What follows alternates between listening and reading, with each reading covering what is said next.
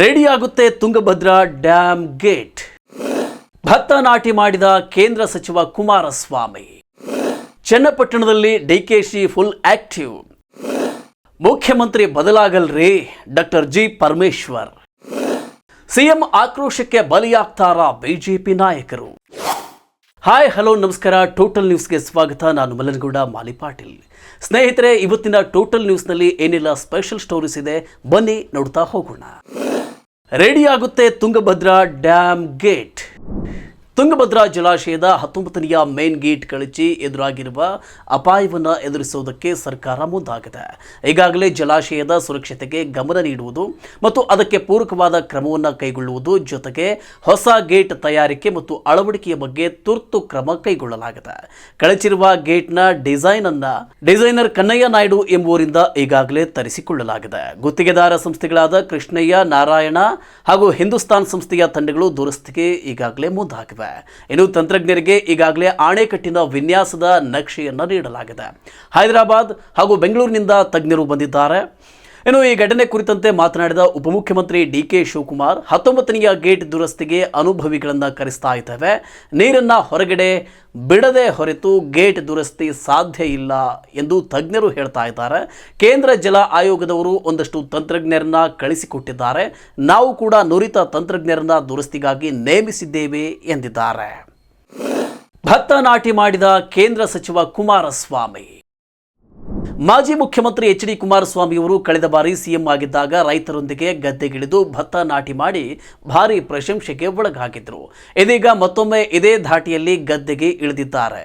ಹೌದು, ಪಾಂಡವಪುರ ತಾಲೂಕಿನ ಅರಳಕುಪ್ಪೆಯ ಸೀತಾಪುರ ಎಂಬ ಗ್ರಾಮದಲ್ಲಿ ರೈತ ಮಹಿಳೆಯರೊಂದಿಗೆ ಗದ್ದೆಗೆ ಇಳಿದು ಭತ್ತದ ನಾಟಿ ಮಾಡಿ ರೈತ ಬಾಂಧವರಲ್ಲಿ ಉತ್ಸಾಹ ಮೂಡಿಸಿದ್ದಾರೆ ಕುಮಾರಸ್ವಾಮಿ. ಕಳೆದ 2 ವರ್ಷಗಳಿಂದ ಸತತ ಬರಗಾಲದಿಂದ ಕಂಗೆಟ್ಟಿದ್ದ ರೈತರಿಗೆ ಇದೀಗ ಮತ್ತೊಮ್ಮೆ ಉತ್ಸಾಹವನ್ನು ತುಂಬುವುದಕ್ಕೆ ಕೇಂದ್ರ ಸಚಿವ ಎಚ್ ಡಿ ಕುಮಾರಸ್ವಾಮಿ ಕೃಷಿ ಕಾರ್ಮಿಕ ಮಹಿಳೆಯರೊಂದಿಗೆ ಭಾನುವಾರ ಗದ್ದೆಗೆ ಇಳಿದು ಭತ್ತದ ನಾಟಿ ಮಾಡಿದರು. ಸೀತಾಪುರ ಎಂಬ ಗ್ರಾಮದ ಲಕ್ಷ್ಮಣ ಎಂಬುವವರಿಗೆ ಸೇರಿದ 3.5 ಎಕರೆ ಜಮೀನಿನಲ್ಲಿ ಭತ್ತ ನಾಟಿ ಕಾರ್ಯಕ್ಕೆ ಶುಭಾರಂಭ ಮಾಡಿದರು. ಕೇಂದ್ರ ಸಚಿವ ಕುಮಾರಸ್ವಾಮಿ ಅವರಿಗೆ ಜೆಡಿಎಸ್ ರಾಜ್ಯ ಯುವ ಅಧ್ಯಕ್ಷ ನಿಖಿಲ್ ಕುಮಾರಸ್ವಾಮಿ ಸಾಥ್ ನೀಡಿದರು. ನಾಟಿ ಮಾಡುವ ಸಂದರ್ಭದಲ್ಲಿ ಸಂಪ್ರದಾಯದಂತೆ ಸೋಬಾನೆ ಪದಗಳನ್ನು ಹಾಡಿ ನೆರೆದಿದ್ದ ಗ್ರಾಮೀಣ ಸೊಗಡಿನ ತಂಡಗಳು ಗಮನ ಸೆಳೆದವು. ಚನ್ನಪಟ್ಟಣದಲ್ಲಿ ಡಿಕೆಶಿ ಫುಲ್ ಆಕ್ಟಿವ್. ರಾಮನಗರದ ಜಿಲ್ಲಾ ಉಸ್ತುವಾರಿ ಸಚಿವ ರಾಮಲಿಂಗಾರೆಡ್ಡಿ ಯಾಕೋ ಜಿಲ್ಲಾ ಉಸ್ತುವಾರಿಯಲ್ಲಿ ಆಸಕ್ತಿಯನ್ನ ಕಳೆದುಕೊಂಡಂತೆ ಕಾಣ್ತಿದೆ. ಆದರೆ ಡಿಸಿಎಂ ಡಿಕೆ ಶಿವಕುಮಾರ್ ಮಾತ್ರ ಈಗ ಜಿಲ್ಲೆಯಲ್ಲಿ ಫುಲ್ ಆಕ್ಟಿವ್ ಆದಂತೆ ಕಾಣ್ತಾ ಇದ್ದಾರೆ. ಅದರಲ್ಲೂ ಕೂಡ ಚನ್ನಪಟ್ಟಣ ರಾಜಕಾರಣದಲ್ಲಿ ಹೆಚ್ಚು ಸಕ್ರಿಯರಾಗಿದ್ದಾರೆ ಸದ್ಯ ಶಿವಕುಮಾರ್. ಇದಕ್ಕೆ ಮುಂದೆ ಎದುರಾಗುವ ವಿಧಾನಸಭೆ ಉಪಚುನಾವಣೆಯೇ ಪ್ರಮುಖ ಕಾರಣ.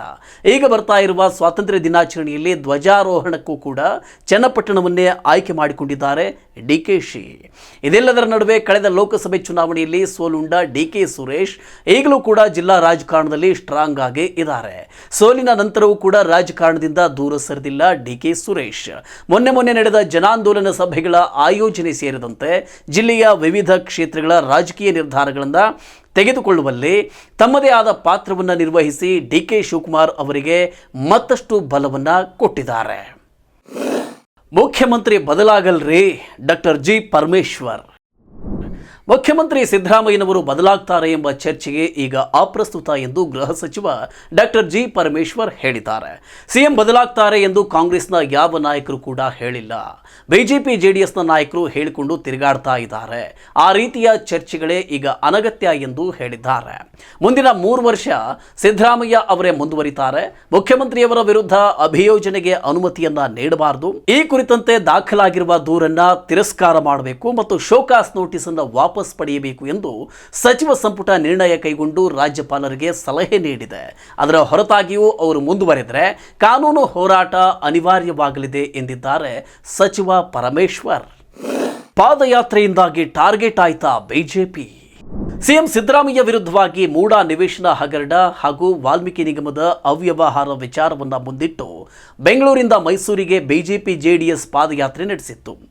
ಇದೇ ಸಮಯದಲ್ಲಿ ಆಡಳಿತಾರೂಢ ಕಾಂಗ್ರೆಸ್ ಕೂಡ ಜನಾಂದೋಲನವನ್ನ ಹಮ್ಮಿಕೊಂಡು ದೋಸ್ತಿಗಳಿಗೆ ಎದುರೇಟು ಕೊಟ್ಟಿತ್ತು. ಇದೀಗ ಮೂಡಾ ಹಾಗೂ ವಾಲ್ಮೀಕಿ ನಿಗಮದ ವಿಷಯವಾಗಿ ಸಂಸತ್ನಲ್ಲಿ ತಮಗೆ ಬಿಜೆಪಿ ಸಂಸದರು ಮಾಡಿದ ಮುಜುಗರಕ್ಕೆ ಮತ್ತೊಮ್ಮೆ ಎದುರೇಟು ಕೊಡಲೇಬೇಕೆಂದು ನಿರ್ಧರಿಸಿರುವ ಕಾಂಗ್ರೆಸ್ ಹೈಕಮಾಂಡ್ ಮುಂದಿನ ಪ್ರತಿ ಹೋರಾಟದ ಕಾರ್ಯತಂತ್ರವನ್ನ ರೂಪಿಸಿಕೊಂಡಂತಿದೆ. ಬಿಜೆಪಿ ಸರ್ಕಾರದ ಅವಧಿಯಲ್ಲಿ ಆರೋಪ ಕೇಳಿಬಂದ ಇಲಾಖೆಗೆ ಸಂಬಂಧಪಟ್ಟಂತೆ ಪ್ರಕರಣಗಳನ್ನು ತನಿಖೆ ಮಾಡಿಸುವುದಕ್ಕೆ ಆದ್ಯತೆ ನೀಡುವುದು ಮತ್ತು ಈಗಾಗಲೇ ತನಿಖೆ ನಡೀತಾ ಇದ್ರೆ ಅದಕ್ಕೆ ವೇಗ ಕೊಡುವುದು, ಅಂದಿನ ಸಚಿವರು ಬಿಜೆಪಿ ಶಾಸಕರು ಅದರಲ್ಲಿ ಶಾಮೀಲಾಗಿರುವುದು ಕಂಡು ಬಂದರೆ ಯಾವುದೇ ಕನಿಕರವನ್ನು ತೋರದೆ ಕ್ರಮವನ್ನು ತೆಗೆದುಕೊಳ್ಳುವುದು ಹಾಗೂ ಈ ಎಲ್ಲ ಪ್ರಕರಣದ ಬಗ್ಗೆ ಕಾಲಕಾಲಕ್ಕೆ ತಮಗೆ ಮಾಹಿತಿಯನ್ನ ನೀಡುವಂತೆ ಕಾಂಗ್ರೆಸ್ ಹೈಕಮಾಂಡ್ ರಾಜ್ಯ ಸರ್ಕಾರಕ್ಕೆ ಸೂಚನೆಯನ್ನ ನೀಡಿದೆ ಎನ್ನುತ್ತಿವೆ ರಾಜಕೀಯ ಮೂಲಗಳು. ಸಿಎಂ ಆಕ್ರೋಶಕ್ಕೆ ಬಲಿಯಾಗ್ತಾರಾ ಬಿಜೆಪಿ ನಾಯಕರು? ಮೊನ್ನೆಯಷ್ಟೇ ಮೈಸೂರಲ್ಲಿ ನಡೆದ ಜನಾಂದೋಲನ ಸಮಾವೇಶದಲ್ಲಿ ಸಿದ್ದರಾಮಯ್ಯ ಮಾತನಾಡಿದ ಧಾಟಿ ಇದೀಗ ಬೇರೆಯದ್ದೇ ಸೂಚನೆಯನ್ನ ನೀಡುವಂತಿದೆ. ತಮ್ಮ ಅಬ್ಬರದ ಭಾಷಣದಲ್ಲಿ ಸಿಎಂ ಮಾತನಾಡ್ತಾ ಎಲ್ಲರ ಬಗ್ಗೆ ಹೋಗ್ಲಿ ಬಿಡು ಅಂತಿದ್ದೆ, ಅದೇ ನನಗೀಗ ಮುಳ್ಳಾಗ್ತಿದೆ. ವಿಪಕ್ಷಗಳ ಎಲ್ಲ ನಾಯಕರ ಹಳೆ ಕತೆ ಓಪನ್ ಮಾಡ್ತೀನಿ. ದ್ವೇಷದ ರಾಜಕಾರಣ ಅಂದ್ರೂ ಪರವಾಗಿಲ್ಲ, ನಾನು ಕೂಡ ಇನ್ಮುಂದೆ ಡೋಂಟ್ ಕೇರ್, ನಾನು ಮೊದಲಿನ ಸಿದ್ದರಾಮಯ್ಯ ಆಗಿರಲ್ಲ ಎಂಬುದಾಗಿ ಖಡಕ್ ಆಗಿ ಹೇಳಿದ್ದಾರೆ. ಈ ಮಾತಿನ ಹಿಂದೆ ಅವರ ಆಕ್ರೋಶ ಕಟ್ಟೆಯೊಡೆದಿರುವುದು ಸ್ಪಷ್ಟವಾಗಿ ಕಾಣ್ತಿದೆ. ಆರೋಗ್ಯ ಇಲಾಖೆ, ಕನ್ನಡ ಮತ್ತು ಸಂಸ್ಕೃತಿ ಇಲಾಖೆ, ಮಹಿಳಾ ಮತ್ತು ಮಕ್ಕಳ ಕಲ್ಯಾಣ ಇಲಾಖೆ, ಹಿಂದುಳಿದ ವರ್ಗಗಳ ಕಲ್ಯಾಣ ಇಲಾಖೆ, ಸಮಾಜ ಕಲ್ಯಾಣ ಇಲಾಖೆ, ಗೃಹ ಇಲಾಖೆ ವಿಚಾರದಲ್ಲಿ ಬಿಜೆಪಿ ಅವಧಿಯ ಹಗರಣಗಳ ಕಡೆ ಸಿಎಂ ದೃಷ್ಟಿ ಹಾಯಿಸುವ ಸಾಧ್ಯತೆ ಇದೆ ಎನ್ನಲಾಗ್ತಿದೆ. ಆ ಮುಖಾಂತರ ಬಿಜೆಪಿ ನಾಯಕರನ್ನ ಮತ್ತಷ್ಟು ಇಕ್ಕಟ್ಟಿಗೆ ಸಿಲುಕಿಸುವ ಪ್ಲಾನ್ ಇದ್ದಂತಿದೆ. ಸಿಎಂಗೆ ಜೆಡಿಎಸ್ನ ಲೆಟರ್ ಟಾಂಗ್. ಮುಖ್ಯಮಂತ್ರಿ ಸಿದ್ದರಾಮಯ್ಯ ಅವರನ್ನ ಟಾರ್ಗೆಟ್ ಮಾಡಿಕೊಂಡಿರುವ ಬಿಜೆಪಿ ಜೆಡಿಎಸ್ ನಾಯಕರು ಹೊಸ ಅಸ್ತ್ರಗಳನ್ನ ಬಿಡ್ತಾನೆ ಇದ್ದಾರೆ. ಇದೀಗ ಮೂಡಾ ಹಗರಣದ ವಿಚಾರದಲ್ಲಿ ಕಾಂಗ್ರೆಸ್ ಮತ್ತು ಜೆಡಿಎಸ್ ನಡುವೆ ಟಾಕ್ ಆಫ್ ವಾರ್ ಜೋರಾಗಿನೇ ನಡೀತಾ ಇದೆ. ಪರಸ್ಪರ ಟೀಕೆ ಟಿಪ್ಪಣಿಗಳು ವೈಯಕ್ತಿಕ ಚಾರಿತ್ರ್ಯವಧಿಯ ಮಟ್ಟವನ್ನ ಮುಟ್ಟಿಬಿಟ್ಟಿವೆ. ಈ ನಡುವೆ ಮೂಡಾ ಹಗರಣ ಕುರಿತು ಮುಖ್ಯಮಂತ್ರಿ ಸಿದ್ದರಾಮಯ್ಯ ಸಮರ್ಥನೆಯನ್ನ ಜೆಡಿಎಸ್ ಗೇಲಿ ಮಾಡ್ತಿದೆ. ಗುಳಿಗೆ ಸಿದ್ಧ ಒಳಗೆ ಮೇಯ್ದ ಎಂಬ ಮಾತನ್ನ ಉಲ್ಲೇಖ ಮಾಡಿ ಟಾಂಗ್ ಕೊಟ್ಟಿದೆ. ನನಗೆ ಒಂದು ನಿವೇಶನವೂ ಇಲ್ಲ, ಯಾವುದೇ ಲೆಟರ್ ಅನ್ನು ನಾನು ಬರೆದಿಲ್ಲ ಎಂದು ಸುಳ್ಳು ಹೇಳುವ ಮುಖ್ಯಮಂತ್ರಿ ಸಿದ್ದರಾಮಯ್ಯ ಅವರೇ, ಸಮಾಜವಾದಿ ಮುಖವಾಡ ತೊಟ್ಟು ನೀವು ಮಾಡಿರುವ ಅಕ್ರಮಗಳಿಗೆ ಈ ಲೆಟರ್ ಸಾಕ್ಷಿ ಎಂದು ಬರೆದಿರುವ ಪತ್ರವೊಂದನ್ನು ಸಾಮಾಜಿಕ ಜಾಲತಾಣದಲ್ಲಿ ಹರಿಬಿಟ್ಟಿದೆ ಜೆಡಿಎಸ್. ಈ ಪತ್ರದ ಅಸಲಿಯತ್ತೇನು ಎಂಬುದು ಮಾತ್ರ ಇನ್ನೂ ಗೊತ್ತಾಗಿಲ್ಲ. ಸಿದ್ದು ವಿರುದ್ಧ ಕಾನೂನು ಸಮರಕ್ಕೆ ಸಿದ್ಧವಾದ ಅಬ್ರಹಾಂ. ಮೂಡಾ ನಿವೇಶನ ಹಂಚಿಕೆಯಲ್ಲಿ ನಡೆದಿದೆ ಎನ್ನಲಾದ ಅಕ್ರಮದ ಕುರಿತಂತೆ ಮುಖ್ಯಮಂತ್ರಿ ವಿರುದ್ಧ ಅಭಿಯೋಜನೆಗೆ ರಾಜ್ಯಪಾಲರ ಬಳಿ ಅವಕಾಶ ಕೋರಿದ್ದ ಸಾಮಾಜಿಕ ಕಾರ್ಯಕರ್ತ ಟಿಜೆ ಅಬ್ರಹಾಂ ಇದೀಗ ಕಾನೂನು ಸಮರಕ್ಕೆ ಅಂತಿಮ ಸಿದ್ಧತೆಯನ್ನು ನಡೆಸಿದ್ದಾರೆ ಎನ್ನಲಾಗ್ತಿದೆ. ಸದ್ಯದಲ್ಲಿಯೇ ಈ ಬಗ್ಗೆ ಕೋರ್ಟ್ನಲ್ಲಿ ಅರ್ಜಿಯನ್ನು ಸಲ್ಲಿಸಲಿದ್ದಾರೆ ಎಂಬ ಮಾಹಿತಿ ಇದೆ. ಅಭಿಯೋಜನೆಗೆ ಅನುಮತಿಯನ್ನು ನೀಡುವ ಕುರಿತು ರಾಜ್ಯಪಾಲರು ಯಾವುದೇ ತೀರ್ಮಾನವನ್ನು ಮಾಡದ ಹಿನ್ನೆಲೆಯಲ್ಲಿ ಖಾಸಗಿ ದೂರನ್ನು ದಾಖಲಿಸಿ ಲೋಕಾಯುಕ್ತರಿಂದ ತನಿಖೆಯನ್ನು ನಡೆಸಬೇಕು ಅಂತ ನ್ಯಾಯಾಲಯವನ್ನ ಕೋರೋದಕ್ಕೆ ನಿರ್ಧಾರ ಮಾಡಿದ್ದಾರೆ ಅಬ್ರಹಾಂ. ವಕೀಲರ ತಂಡ ಕೋರ್ಟ್ಗೆ ಸಲ್ಲಿಸಬೇಕಾದ ಅರ್ಜಿಯನ್ನು ತಯಾರಿ ಮಾಡಿಕೊಂಡಿದೆ. ರಾಜ್ಯಪಾಲರು ಮುಖ್ಯಮಂತ್ರಿಯವರಿಗೆ ನೀಡಿದ ನೋಟಿಸ್ನಲ್ಲೇ ಮಹತ್ವದ ಅಂಶವಿದೆ. ಜೊತೆಗೆ ಮುಖ್ಯಮಂತ್ರಿ ಪತ್ನಿ ಮೂಡಾಗೆ ಬರೆದ ಪತ್ರದಲ್ಲಿಯೇ ಮಹತ್ವದ ಸುಳಿವಿದೆ. ಅಭಿಯೋಜನೆಗೆ ರಾಜ್ಯಪಾಲರು ಅನುಮತಿಯನ್ನ ಕೊಡದ ಹೊರತು ಹಾಲಿ ಮುಖ್ಯಮಂತ್ರಿಗಳ ವಿರುದ್ಧ ದಾವೆಯನ್ನ ಹೂಡುವುದಕ್ಕೆ ಕಾಯ್ದೆಯಲ್ಲಿ ಅವಕಾಶವಿದೆ. ಅದಕ್ಕಾಗಿ ಪ್ರತ್ಯೇಕ ಸೆಕ್ಷನ್ಗಳಿವೆ, ಅದನ್ನು ಬಳಸಿಕೊಂಡು ಮುಂದುವರಿಯೋದಕ್ಕೆ ನಿರ್ಧಾರ ಮಾಡಲಾಗಿದೆ ಎಂದಿದ್ದಾರಂತೆ ಅಬ್ರಹಾಂ. ಓಕೆ ಗೆಳೆಯರೆ, ಪ್ರಚಲಿತ ಸುದ್ದಿ, ಮಾಹಿತಿ ಮತ್ತು ವಿಶ್ಲೇಷಣೆಗಳಿಗಾಗಿ ಅನನ್ಯ ಟಿವಿ ಕನ್ನಡ ಚಾನಲ್ಗೆ ಸಬ್ಸ್ಕ್ರೈಬ್ ಆಗಿ, ಲೈಕ್ ಮಾಡಿ, ಕಮೆಂಟ್ ಮಾಡಿ ಮತ್ತು ನಮ್ಮ ವಿಡಿಯೋಗಳು ಇಷ್ಟವಾದರೆ ದಯವಿಟ್ಟು ಶೇರ್ ಮಾಡಿ. ನಿಮ್ಮ ಪ್ರೋತ್ಸಾಹ ನಮಗಿರಲಿ. ವಿಡಿಯೋ ನೋಡಿದ್ದಕ್ಕಾಗಿ ಧನ್ಯವಾದಗಳು. ಮತ್ತೆ ಸಿಗ್ತಾ ಇರೋಣ. ನಮಸ್ಕಾರ.